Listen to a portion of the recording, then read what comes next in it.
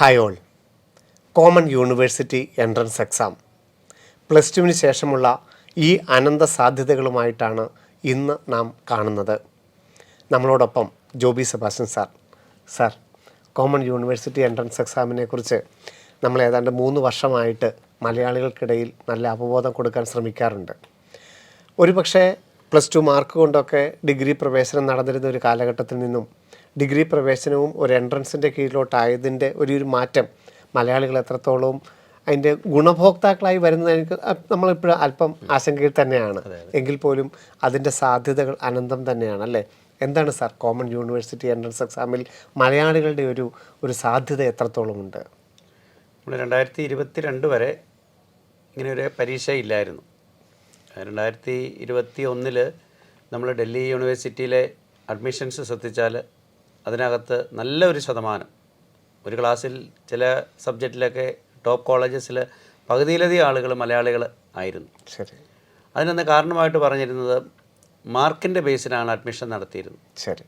അപ്പോൾ അങ്ങനെ വന്നപ്പോൾ പലയിടത്തുനിന്നും പരാതികൾ ഉണ്ടായി. ചില സ്റ്റേറ്റുകളിൽ നിന്ന് കുട്ടികൾ കൂടുതൽ എത്തിച്ചേരുന്നു. എല്ലാ സ്റ്റേറ്റുകളിൽ നിന്നും അല്ലെങ്കിൽ എല്ലാ ബോർഡുകളിൽ നിന്നും പ്രാതിനിധ്യം ഒരുപോലെ ആകുന്നില്ല. അങ്ങനെയൊക്കെയാണ് 22 വന്നപ്പോൾ CUET എന്നുള്ളൊരു പരീക്ഷ ആരംഭിച്ചത്. അപ്പോൾ ആരംഭിച്ചു കഴിഞ്ഞപ്പോൾ അത് തീർച്ചയായിട്ടും നമ്മൾ ഒത്തിരി പുറകോട്ട് പോയി.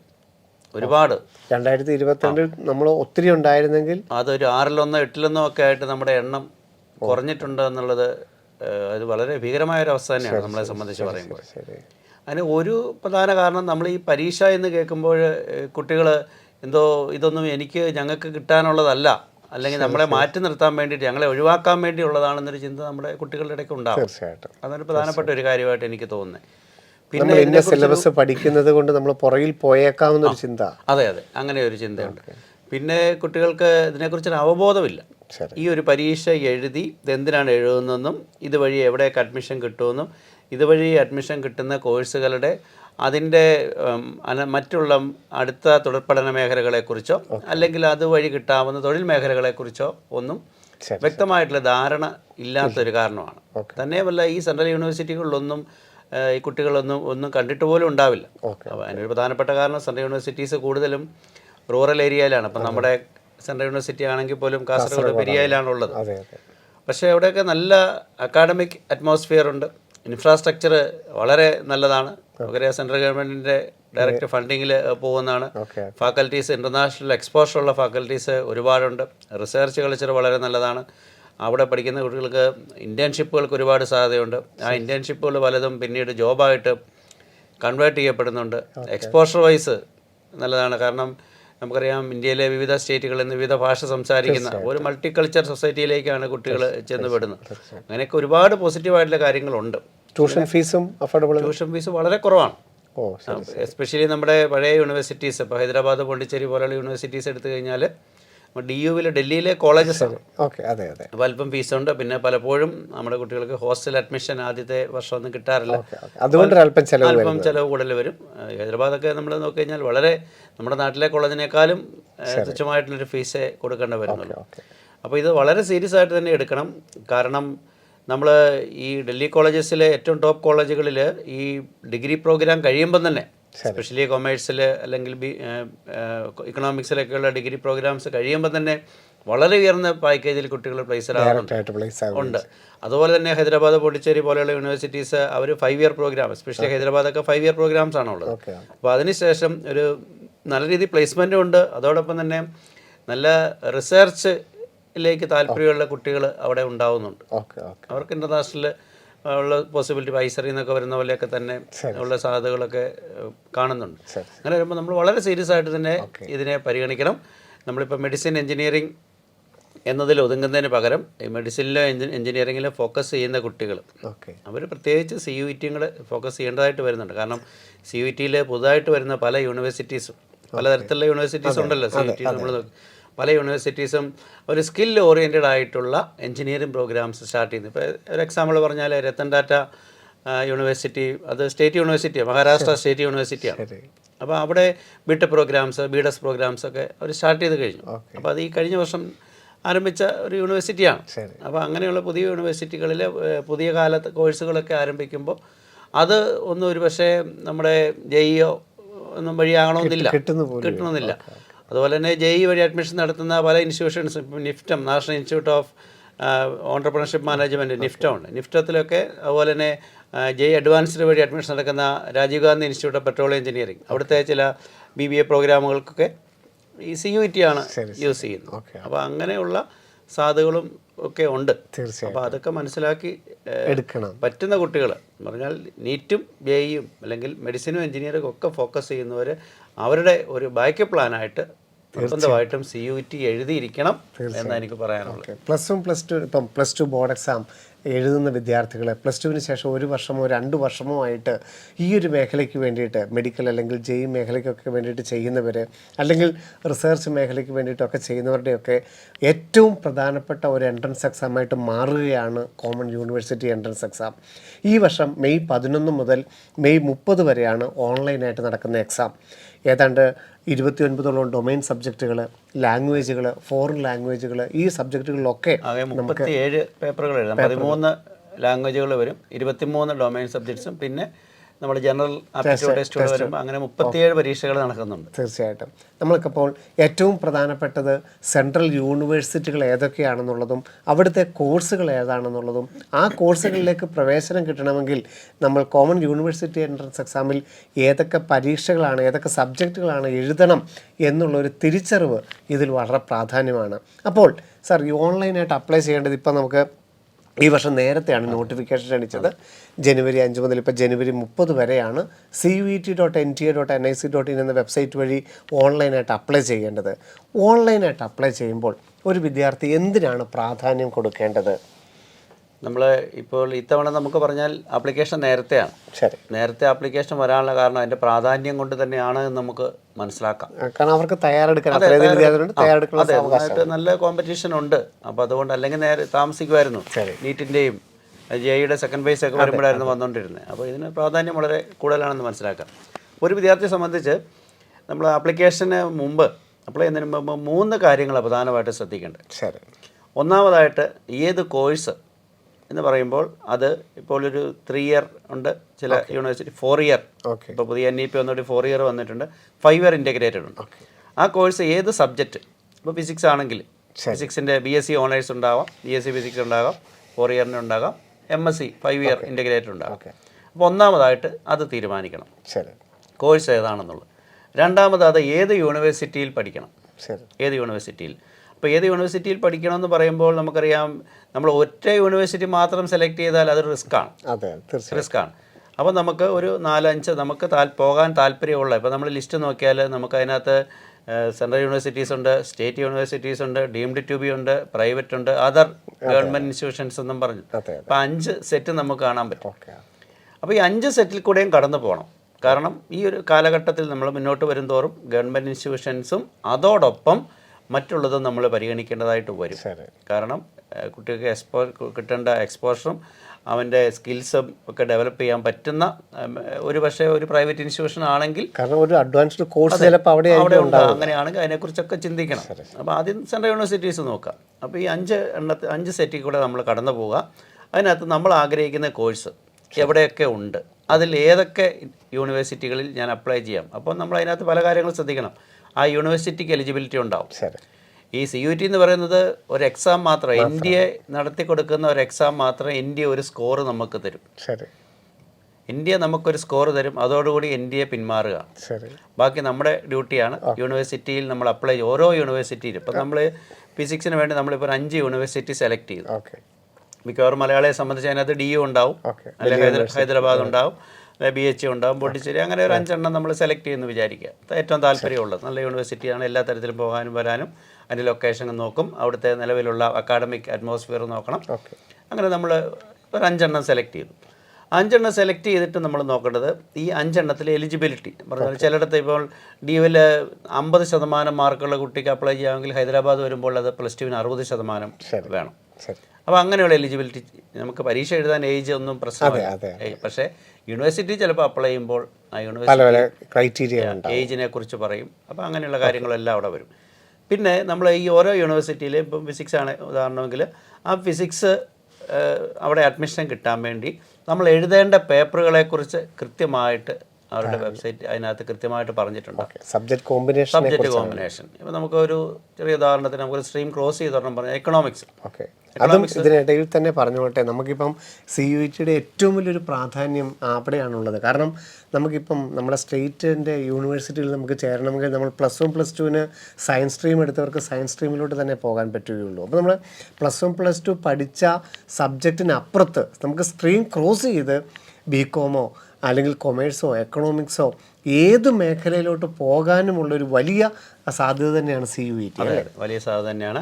ഇപ്പോൾ കഴിഞ്ഞ വർഷം മുതൽ നമുക്ക് നമ്മൾ പഠിച്ചിട്ടില്ലാത്ത സബ്ജക്റ്റ് നമുക്ക് എഴുതാൻ പറ്റും എന്നുള്ള രീതിയിലേക്ക് വന്നിട്ടുണ്ട്. അപ്പം നമുക്ക് ഒരു ഇപ്പോൾ എക്കണോമിക്സിൻ്റെ ഉദാഹരണം പറഞ്ഞാൽ നമ്മൾ DU-വിൽ എക്കണോമിക്സ് എപ്പോഴും DU-വിലാണ് നമ്പർ 1 ആയിട്ടിരിക്കുന്നത്. DU-വിൽ എക്കണോമിക്സ് പഠിക്കണമെങ്കിൽ ഇംഗ്ലീഷ് എഴുതിയിരിക്കണം, മാത്സ് കമ്പൽസറിയാണ് എഴുതിയിരിക്കണം. അതുകൂടാതെ വേറെ അവരുടെ ലിസ്റ്റ് പറയുന്നുണ്ട്, ലിസ്റ്റ് ചെയ്തിരിക്കുന്ന വേറെ 2 സബ്ജക്റ്റ് കൂടെ. അപ്പം 4 സബ്ജക്റ്റ്. അപ്പോൾ സയൻസ് പഠിക്കുന്ന ഒരു കുട്ടിക്കും എക്കണോമിക്സ് അതിന് അഡ്മിഷൻ കിട്ടാം, കൊമേഴ്സ് പഠിച്ച ആൾക്കും കിട്ടാം, ഹ്യൂമാനിറ്റീസ് പഠിച്ച ആൾക്കും കിട്ടാം. കണ്ടീഷൻ ഇത്രയേ ഉള്ളൂ, ഇംഗ്ലീഷ് എഴുതിയിരിക്കണം, മാത്സ് എഴുതിയിരിക്കണം. മാത്സ് പഠിക്കാത്ത കുട്ടിക്ക് വേണേലും മാത്സ് എഴുതാവുന്നതുകൊണ്ട് അങ്ങനെ ഒരു സാധ്യതയുണ്ട്. പിന്നെയുള്ള 2 എണ്ണം അവർ പഠിച്ചതും കൂടെ എഴുതിയാൽ മതി. അപ്പോൾ ആർക്കും അങ്ങോട്ട് വരാം. ഇനി ഇത് തന്നെ നമ്മൾ ഹൈദരാബാദ് യൂണിവേഴ്സിറ്റി, സെൻട്രൽ യൂണിവേഴ്സിറ്റിയിലേക്ക് വന്നു കഴിഞ്ഞാൽ അവിടെ 5 ഇയർ MA പ്രോഗ്രാമാണുള്ളത്. അവിടെ നമുക്ക് ഈ ഒരു സബ്ജക്റ്റ് എഴുതണ്ട, അവിടെ ഇംഗ്ലീഷും ജനറൽ ആപ്റ്റിറ്റ്യൂഡ് ടെസ്റ്റും മാത്രം മതി. ഇത് തന്നെ നമ്മൾ പോണ്ടിച്ചേരിയിലേക്ക് വന്നു കഴിഞ്ഞാൽ പോണ്ടിച്ചേരിയിൽ ആകെപ്പാടെ ജനറൽ ആപ്റ്റിറ്റ്യൂഡ് ടെസ്റ്റ് മാത്രം മതി. അതാണ് ഞാൻ പറഞ്ഞത്, നമ്മൾ ഓരോ യൂണിവേഴ്സിറ്റിയിലും നമ്മൾ പഠിക്കാൻ ആഗ്രഹിക്കുന്ന പ്രോഗ്രാമിന് എഴുതേണ്ട ഡൊമൈൻ സബ്ജക്ട്സും ലാംഗ്വേജ് വേണോ വേണ്ടയോ, ഇനി ജനറൽ ടെസ്റ്റ് വേണോ, ഇതിനെക്കുറിച്ച് കൃത്യമായിട്ട് ഒരു അവയർനെസ് നമ്മൾ ഉണ്ടാക്കണം. എന്നിട്ടേ നമ്മൾ ആപ്ലിക്കേഷനിലേക്ക് കിടക്കാം. കാരണം നമുക്ക് മാക്സിമം എഴുതാവുന്ന 5 പേപ്പറാണ്. 5 പേപ്പറിൽ ഉൾക്കൊള്ളണം ഈ English, including English and general aptitude ടെസ്റ്റാണ്. അപ്പോൾ പിന്നെ 3 സബ്ജക്റ്റാണ്. അപ്പോൾ നമ്മൾ അഗ്രികൾച്ചറിലേക്ക് വന്നാൽ അഗ്രികൾച്ചറിൽ നമ്മൾ ഡൊമൈൻ സബ്ജക്ട്സുകൾ നോക്കുമ്പോൾ 3 എണ്ണം നമുക്ക് എഴുതണം. ആദ്യം കിടക്കുന്നത് നമുക്ക് അഗ്രികൾച്ചർ തന്നെയാണ്. പെട്ടെന്ന് കയറി കുട്ടികൾ അത് തോന്നുന്നൊരു 80% ആദ്യം അഗ്രികൾച്ചറിന് സെലക്ട് ചെയ്യും പരീക്ഷ എഴുതാൻ വേണ്ടിയിട്ട്. പക്ഷേ നമുക്കറിയാം, നിങ്ങൾ കുട്ടികൾ അഗ്രികൾച്ചർ പഠിക്കുന്ന കുട്ടികളുടെ എണ്ണം വളരെ കുറവാണ്. കുട്ടികൾ പഠിക്കുന്ന ഫിസിക്സ് കെമിസ്ട്രി മാത്സ് അല്ലെങ്കിൽ ഫിസിക്സ് കെമിസ്ട്രി ബയോളജിയാണ്.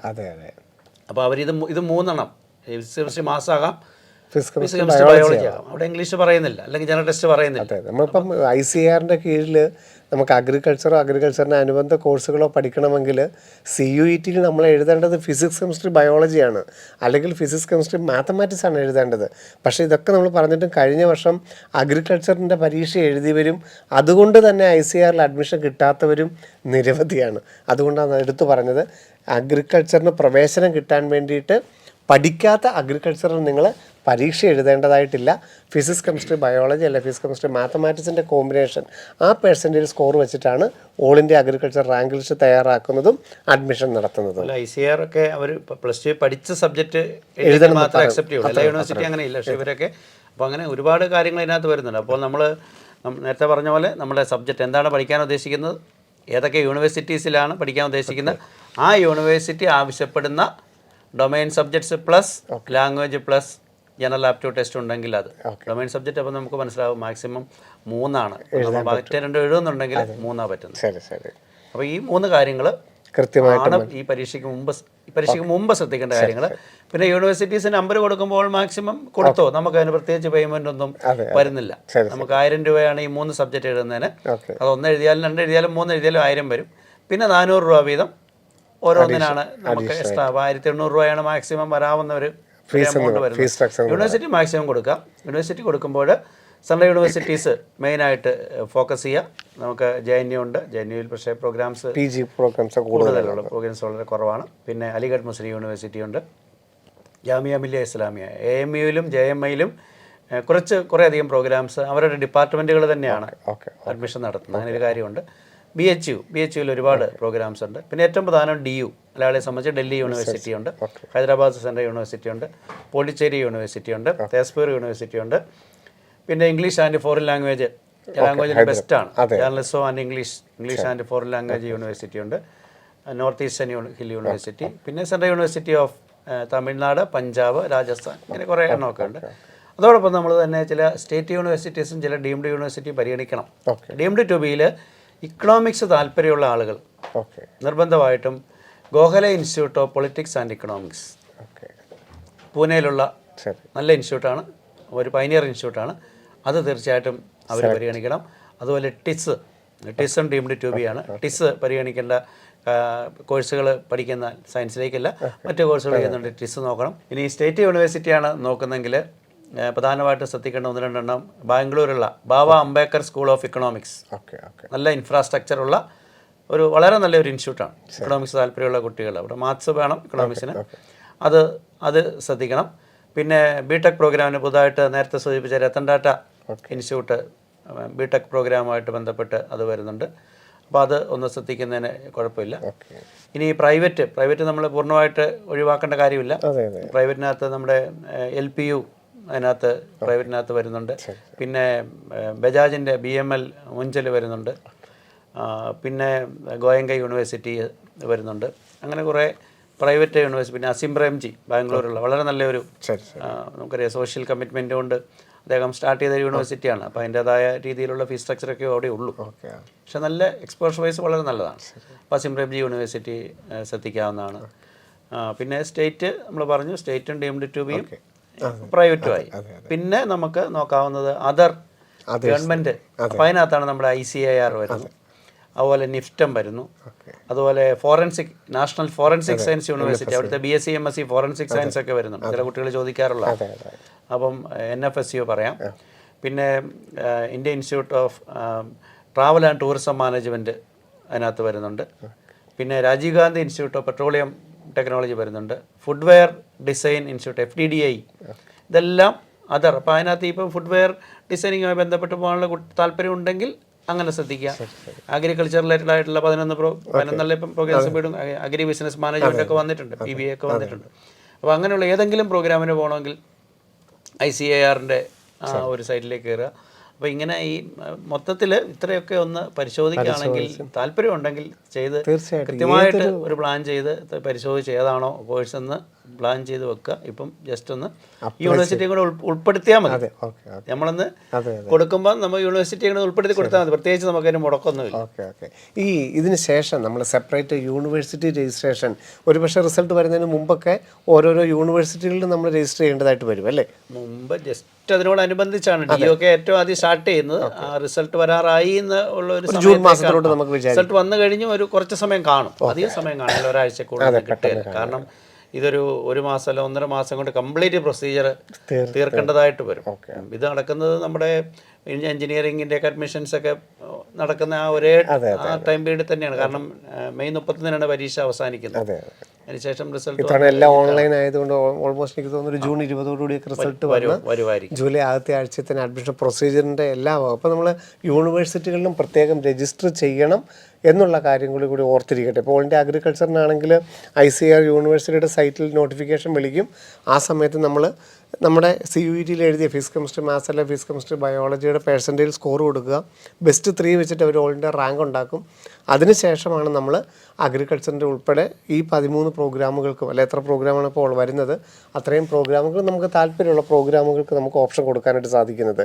സാർ, നമ്മുടെ കേരളത്തിൽ കാസർഗോഡ് പെരിയയിൽ ഇപ്പോൾ കേരളത്തിലല്ലാത്ത യൂണിവേഴ്സിറ്റികൾ MG യൂണിവേഴ്സിറ്റി, കേരള, കാലിക്കറ്റിൽ അവിടെയൊന്നും CUETയിൽ നിന്ന് എടുക്കുന്നില്ലല്ലോ. കാസർഗോഡുള്ള സെൻട്രൽ യൂണിവേഴ്സിറ്റിയിൽ മാത്രമേ CUETയിൽ നിന്ന് എടുക്കുന്നുള്ളൂ.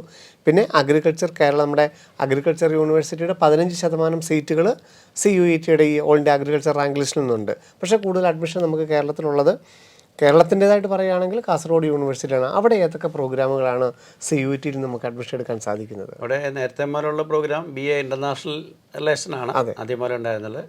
ഇപ്പം കഴിഞ്ഞ വർഷങ്ങളിലായിട്ട് BSc ബയോളജി എന്ന് പറഞ്ഞൊരു പ്രോഗ്രാം ആരംഭിച്ചിട്ടുണ്ട്. അതുപോലെ ഒരു BComമിൻ്റെ ഫിനാൻഷ്യൽ അനലിറ്റിക്സ് എന്ന് പറയുന്ന ഒരു പ്രോഗ്രാം BCom ആരംഭിച്ചിട്ടുണ്ട്.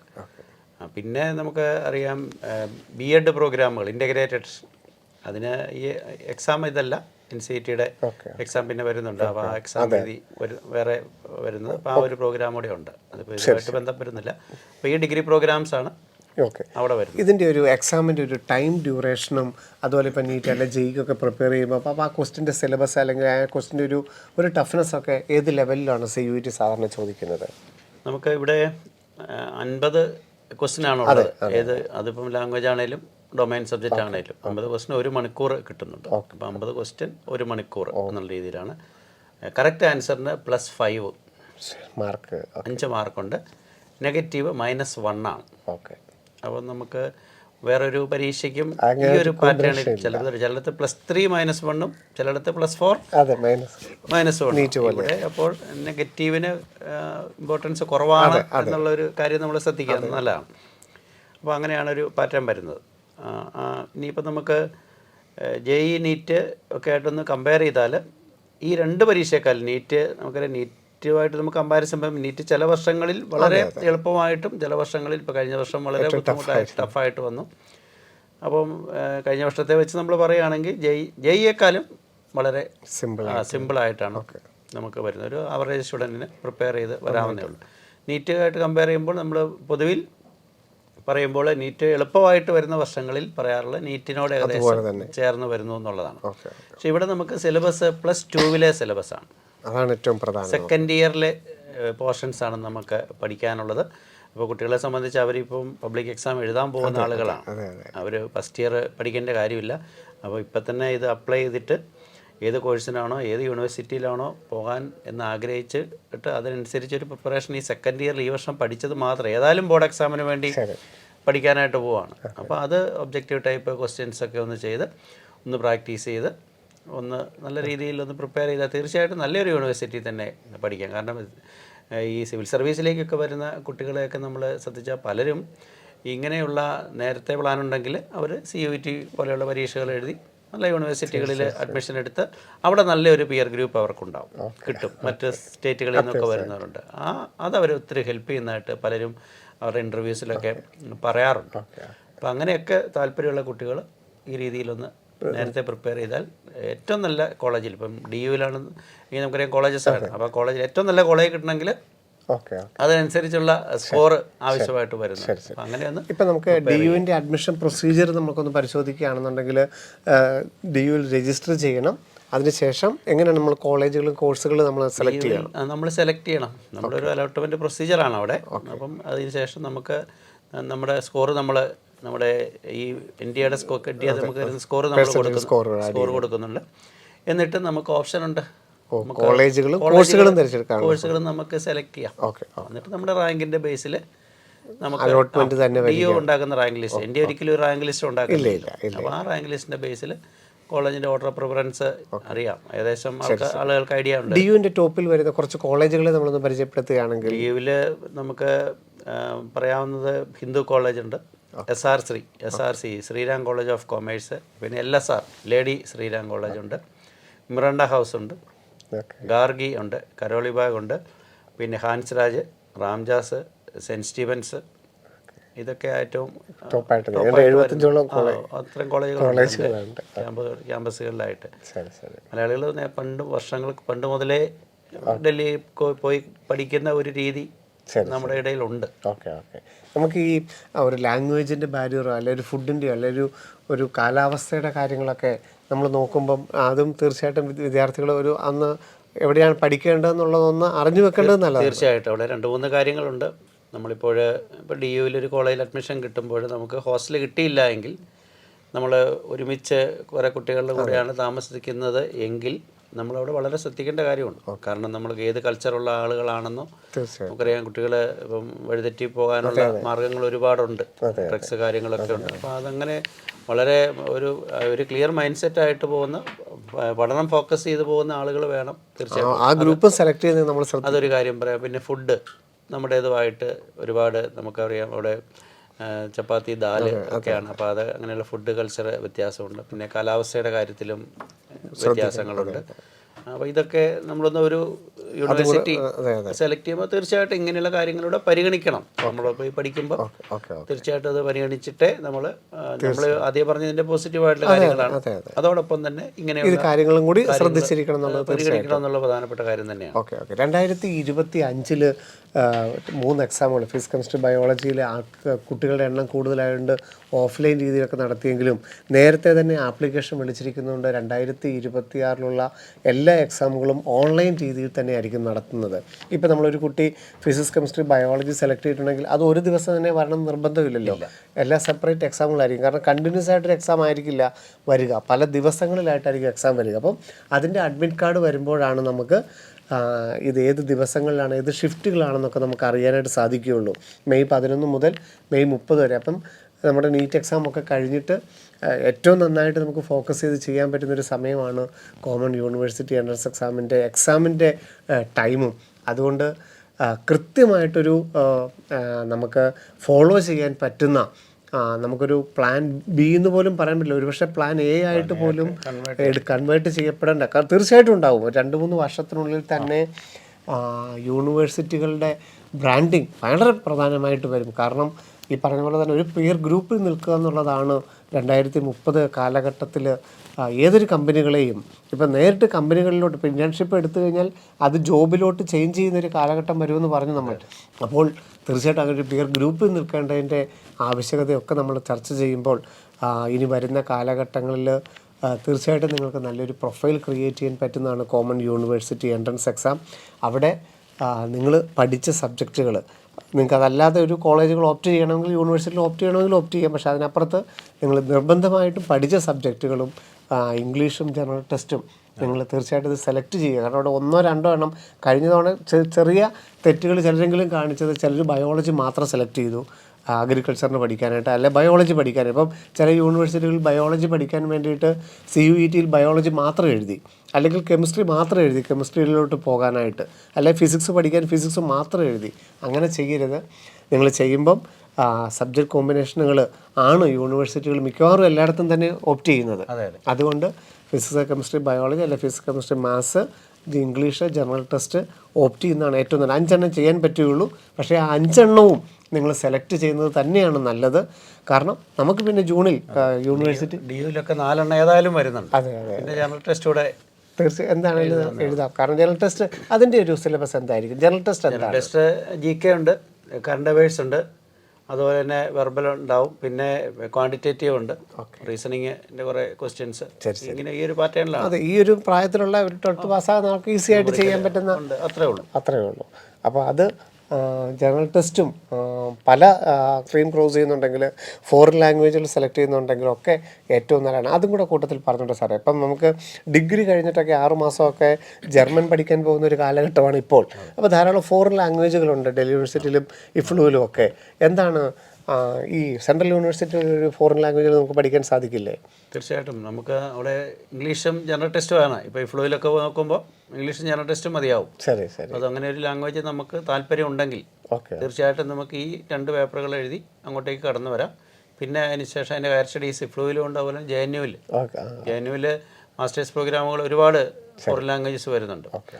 അപ്പോൾ അത് നമുക്കൊരു ഇൻ്റർനാഷണൽ റിലേഷൻസ് വളരെ പ്രധാനപ്പെട്ട കാര്യമായതുകൊണ്ട് മറ്റ് ലാംഗ്വേജുകൾ പഠിക്കുന്ന എന്തുകൊണ്ടും ഏറ്റവും നല്ല വലിയ സാധ്യതയാണ്. ഓക്കെ, നമുക്ക് ഇതിൻ്റെ തന്നെ PG പ്രോഗ്രാം, ഇപ്പം PGയുടെ ആപ്ലിക്കേഷൻ നടന്നുകൊണ്ടിരിക്കുകയാണ്. അപ്പം ഇതിൻ്റെ തന്നെ PG എൻട്രൻസും ഇപ്പം നിലവിലുണ്ട്. ഡിഗ്രി കഴിഞ്ഞ് കഴിഞ്ഞാൽ PG ഉണ്ട്, അല്ലെങ്കിൽ CUT ചെയ്യുമ്പം തന്നെ നമുക്ക് ആ സബ്ജക്റ്റ് എത്ര ഇൻട്രസ്റ്റ് ആണെങ്കിൽ ഇൻ്റഗ്രേറ്റഡ് അങ്ങോട്ട് എടുക്കുക. ഇപ്പോൾ ഹൈദരാബാദിലൊക്കെ അതേ പ്രോഗ്രാം ഉള്ളതെന്ന് പറയാം. അപ്പോൾ 5 ഇയർ നേരിട്ട് എടുക്കാം. ഇതിന് ശേഷം നേരിട്ട് നമ്മുടെ ഇപ്പം ഒരു മൾട്ടിനാഷണൽ കമ്പനികളൊക്കെ നേരിട്ടൊരു ജോബ് നമുക്ക് ഓഫർ ചെയ്യുന്നുണ്ട്. അപ്പം ആ ഒരു ജോബ് കൾച്ചറിലോട്ട് നമുക്ക് പോകാനായിട്ട് സാധ്യതയില്ലേ? അപ്പോൾ അവിടെ നമുക്ക് ചെയ്യാവുന്നത്, നമുക്ക് ഫസ്റ്റ് ജോബ് പ്രധാനപ്പെട്ട കാര്യമാണ്. ഇപ്പോഴത്തെ ഒരു കാലഘട്ടത്തിൽ വർക്ക് എക്സ്പീരിയൻസ് വളരെ പ്രാധാന്യമുണ്ട്. അപ്പോൾ അതുകൊണ്ട് ചെയ്യാവുന്നത്, നമുക്ക് കിട്ടുന്ന ജോബ് തിരക്കേടില്ലാത്ത ഒരു ജോബാണെങ്കിൽ അത് അക്സെപ്റ്റ് ചെയ്തുകൊണ്ട് 1 or 2 ഇയർ മാക്സിമം 2 വർഷത്തേക്കുള്ളിൽ നിൽക്കരുത്. നമുക്ക് ഷിഫ്റ്റ് ചെയ്യാൻ പ്ലാൻ ഉണ്ടെങ്കിൽ 1 വർഷം അല്ലെങ്കിൽ 2 വർഷം ആ ജോബിൽ നിന്നിട്ട് നമുക്ക് മാനേജ്മെൻറ്റ് MBA പ്രോഗ്രാമുകളിലേക്കോ അല്ലെങ്കിൽ ഈ സബ്ജക്റ്റിൻ്റെ തന്നെ സ്പെഷ്യലൈസേഷനിലേക്കോ അല്ലെങ്കിൽ അബ്രോഡ് സ്റ്റഡീസിലേക്കോ ഒക്കെ പോകാം. അതായിരിക്കും നല്ലത്. എക്സ്പീരിയൻസ് പ്രധാനപ്പെട്ട കാര്യമാണ്. ഈ നമുക്ക് BSc നഴ്സിംഗ് പോലെ ഇപ്പം നമുക്ക് സൈക്കോളജി പറഞ്ഞ പോലെ അല്ലെങ്കിൽ ഫോറൻസിക് പറഞ്ഞ പോലെ അങ്ങനെയുള്ള സ്പെഷ്യലൈസേഷനുള്ള ഇതൊക്കെ നമുക്ക് ഈ UGയിൽ തന്നെ എടുക്കുന്നതിനോട് സാറിൻ്റെ ഒരു അഭിപ്രായം എത്രത്തോളം ഇങ്ങനെയുള്ള കോഴ്സുകൾ, അതായത് അങ്ങനെയുള്ള കോഴ്സുകൾ നമ്മൾ ഒരു ഹയർ സ്റ്റഡീസിൻ്റെ ഒരു ഇതിൽ നോക്കുകയാണെങ്കിൽ ഹയർ സ്റ്റഡീസ് നമുക്ക് നമ്മളൊരു കോഴ്സ് തിരഞ്ഞെടുക്കുമ്പോൾ നമുക്ക് പലപ്പോഴും UG ലെവലിൽ നമ്മളൊരു നല്ലൊരു ക്ലാരിറ്റി കുട്ടിക്ക് ഉണ്ടാവണമെന്ന് യാതൊരു നിർബന്ധമില്ല. ശരി.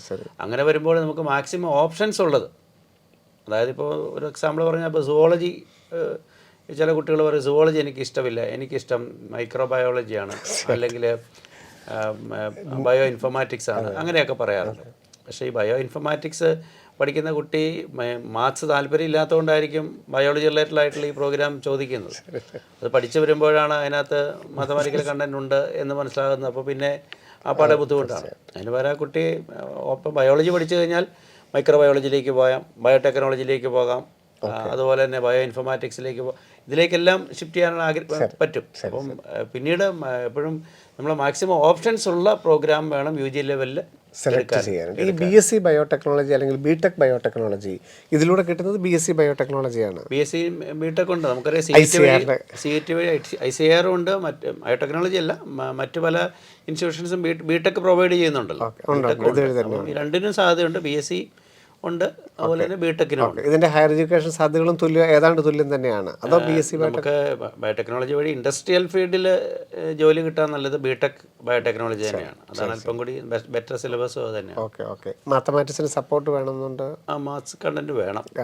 ടെക്നോളജി BTech ആയതുകൊണ്ട് തീർച്ചയായിട്ടും കോമൺ യൂണിവേഴ്സിറ്റി എൻട്രൻസ് എക്സാമിനെ കുറിച്ചാണ് നമ്മൾ പറഞ്ഞത്. ഇനി ഇതിൻ്റെ ഒരു പെർസെൻറ്റേജ് സ്കോറൊക്കെ വരുന്ന സമയത്ത് ജൂൺ മാസത്തിൽ നമുക്ക് ഇൻഡിവിജ്വൽ യൂണിവേഴ്സിറ്റികളെക്കുറിച്ച്, ആ യൂണിവേഴ്സിറ്റിയിലുള്ള പ്രോഗ്രാമുകളെക്കുറിച്ച് ജോബി സാർ വ്യക്തമായിട്ട് പറയും. ഇപ്പോൾ പോണ്ടിച്ചേരിയിലുള്ള ഇപ്പോൾ സീൽ പോലുള്ള പ്രോഗ്രാമുകളെക്കുറിച്ചൊക്കെ നമുക്ക് സെലക്ട് ചെയ്യുന്നതിനെക്കുറിച്ച് കൃത്യമായിട്ട് ഉള്ള ഗൈഡൻസുമായിട്ട് നമ്മൾ വരുന്നതാണ്.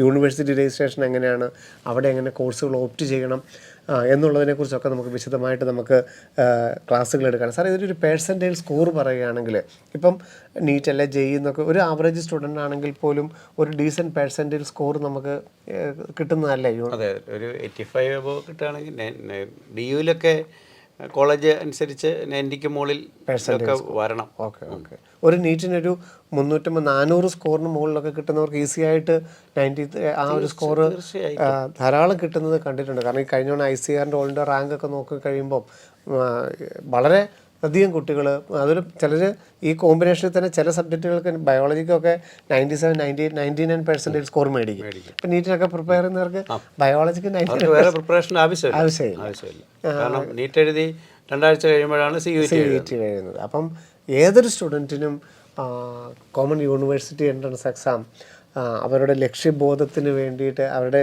ലക്ഷ്യത്തിൽ എത്താൻ വേണ്ടിയിട്ടുള്ള ഏറ്റവും നല്ലൊരു ചാലകമായിട്ട് തന്നെ കോമൺ യൂണിവേഴ്സിറ്റി എൻട്രൻസ് എക്സാമിനെ നിങ്ങൾ കാണണം. പക്ഷേ നമുക്കറിയാം യഥാർത്ഥത്തിൽ ഈ നോട്ടിഫിക്കേഷൻ വന്നിരിക്കുന്നത് കുറച്ച് നേരത്തെ ആയതുകൊണ്ട് നമ്മുടെ വിദ്യാർത്ഥികൾ ഇതിനെക്കുറിച്ച് എത്രത്തോളം അവബോധം എത്തി എന്നുള്ള കാര്യത്തിൽ സംശയമുണ്ട്. നിങ്ങളും നിങ്ങളുടെ കൂട്ടുകാരോടും പറയണം. ഇപ്പം വിദേശത്തുള്ളവരാണെങ്കിലും നിങ്ങളുടെ കോളേജ് സ്കൂളിൽ തന്നെ പഠിക്കുന്നവരാണെങ്കിലും നിങ്ങൾ തമ്മിൽ പരസ്പരം ചർച്ചകൾ നടത്തണം. ചർച്ചകളിലൂടെയാണ് നല്ലൊരു ഒരു അന്തരീക്ഷം ഉണ്ടാക്കിയെടുക്കുകയും എവിടെയാണ് പഠിക്കേണ്ടതെന്നുള്ളതിനെക്കുറിച്ച് കൃത്യമായൊരു അവബോധം ഉണ്ടാക്കിയെടുക്കുകയും ചെയ്യണം. അങ്ങനെയുള്ള ചർച്ചകളിൽ പരസ്പരം സഹായിക്കാൻ പറ്റുന്ന, ആ ക്ലാസ്സിലെ എല്ലാവരെയും പരസ്പരം സഹായിക്കാൻ പറ്റുന്ന ഒരു പ്രധാനപ്പെട്ട എക്സാം തന്നെയാണ് കോമൺ യൂണിവേഴ്സിറ്റി എൻട്രൻസ് എക്സാം.